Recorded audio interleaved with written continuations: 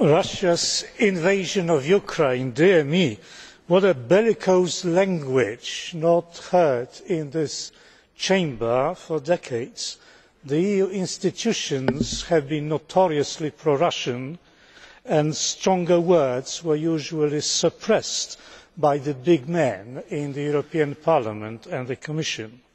The unpleasant fact is that there is not much that the EU can or will do about Russia.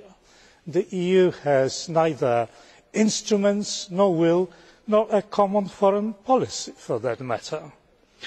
During the Ukrainian crisis, the EU representative did a lot of travelling, but she could as well stay home and watch television.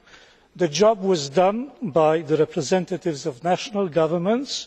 Of course, what they did was too late, too timid, and they were soon overtaken by the events.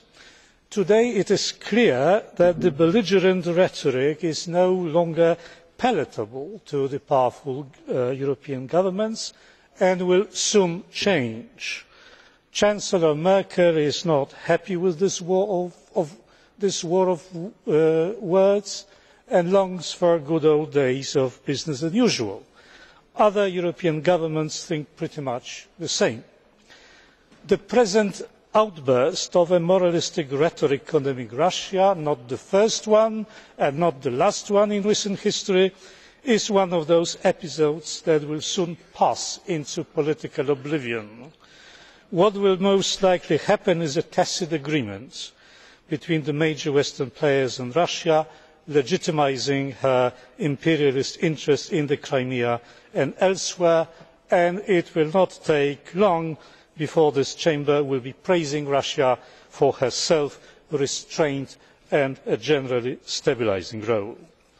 The European countries will ultimately side with Russia, not against Russia, with the strong, not with the weak. This is what European politics has been like for centuries. Whoever expects something entirely different is bound to be disappointed. The book of Ecclesiastes had it just right. There is nothing new under the sun.